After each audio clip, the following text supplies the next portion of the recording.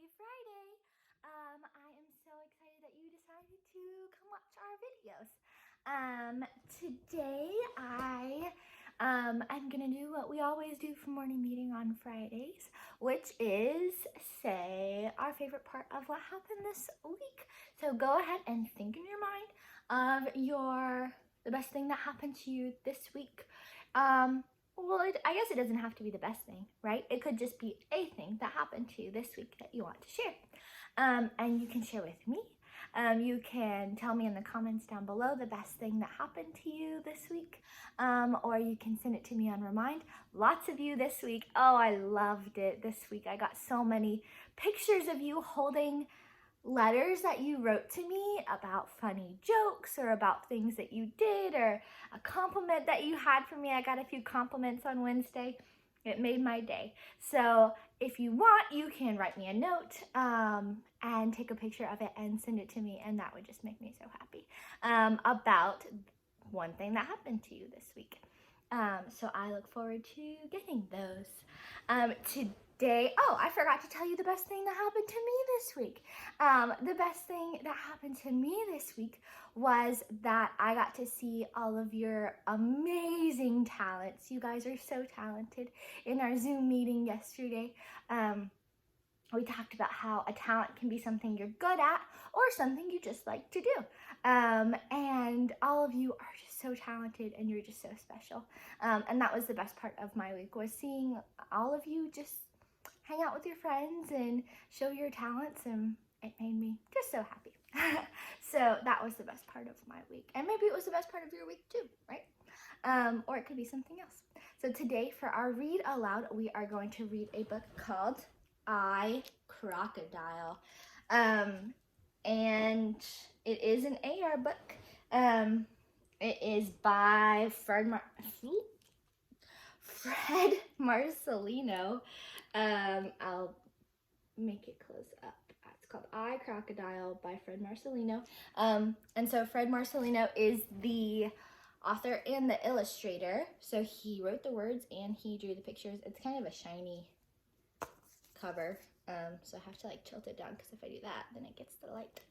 But yeah, it's called Crocodile. It's a very fun book. It's a 2.9 and it's half a AR point, or half a cookie, as Miss McDowell always says. All right, Crocodile. I'm gonna move my hair. All right.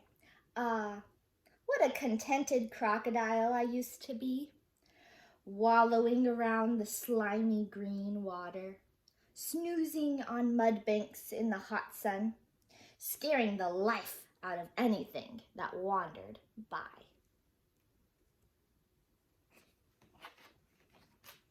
Gotta scoot over some more. I'm gonna fall off the couch. But my greatest joy? Eating. Actually, overeating.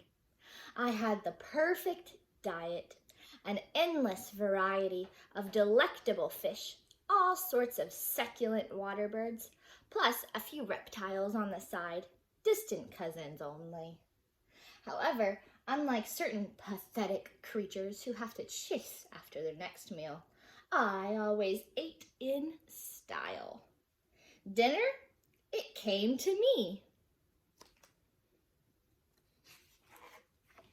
And why not?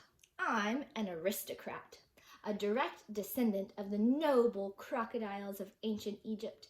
In fact, the great pharaohs themselves treated my ancestors like gods. Idol worship, I just love it. That's why I always resisted eating people, even though they do look awfully tasty. Guess I'm just the sentimental type. Those were blissful days indeed, but sadly they came to an abrupt end on, to be precise, August 17th, 1799. Who should decide to come to Egypt?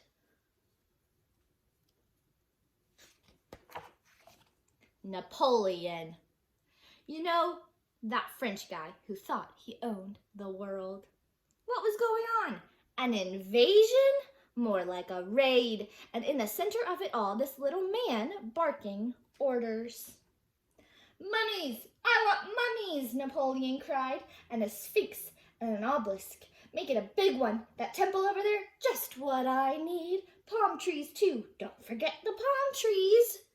So he invaded Egypt. And a crocodile, he bellowed. I must have a crocodile. Suddenly, some people with funny hats and a big net were all over me. What a cruel and abrupt departure from my mud bank. I scarcely had a chance to give a parting glance to my beloved home, much less finish my scrumptious dessert, pink flamingo. And what a beastly ocean voyage. Even crocodiles can get seasick. For the first time in my life, I couldn't eat a thing. I just picked a little. Oh, he's so sad. So they took him out of Egypt and they're taking him back to France. After 2 wretched weeks at sea, we finally dropped anchor. Then an endless coach ride. Was anyone keeping track of all the meals I was missing? Last stop, Paris. There in the gardens, I was installed in a fountain. How humiliating to find myself living in what amounted to a fancy bathtub. Oh, they're putting him in a fountain. Poor guy. He looks appalled. On the other hand, it was rather flattering to receive so much attention. Napoleon showed me off to everyone. Looks pretty comfy there. I was an overnight sensation, an instant celebrity, the toast of the Tuileries, the darling of the empire. Yes, very nice, but what about dinner? I hadn't had a decent meal in ages. Soon, all of Paris was doing the crocodile walk. I bet some of you are good at the crocodile walk. Well, fashions change quickly in Paris. In no time at all, Le Fantastique Crocodile Egyptien was old news. Napoleon found new amusements, like hot air balloons. Visitors were few. And my diet? Don't ask. We weren't feeding him as much as he wanted. Then one morning, Napoleon and some guests strolled idly by. Is that beast still here, sir? Inquired one of the ladies. Off to the kitchen with him. Crocodile pie with Egyptian onions. It's all the rage in Cairo. A brilliant idea, cried the emperor. We'll have him for dinner tonight. Uh-oh. What? To think that kings once bowed before crocodiles. Now here was this lowlife ready to eat one. Oh no, what's he gonna do? I spent the day nervously pacing the rim of my tub. Then, oh no, a loutish fellow with a cleaver showed up. I felt faint. But wait, a ballooning mishap? Napoleon in peril? Uh-oh.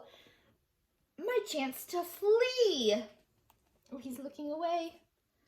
Boldly seizing the opportunity, I made my escape. Now what? Murky water, slime-covered walls, dank and fetid air?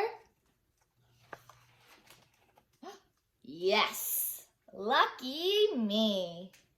The sewers of Paris, crocodile heaven. Wait a minute. What about dinner? Not to mention breakfast, lunch, and snacks.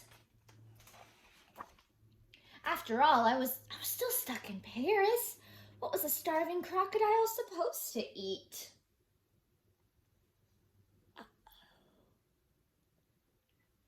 He ate a person. Yummy. Now, what's for dessert? Oh my goodness, this crazy crocodile. All right, well, I hope you enjoyed our book today. I want you to tell your mom or your dad what happened in the beginning, the middle, and the end of the story. I want you to tell your mom and your dad the characters. I want you to tell your mom and dad the setting. And I want you to tell your mom and dad the problem and the solution. Okay? All right. Well, I will see you on Monday. Have a great weekend. Bye, guys.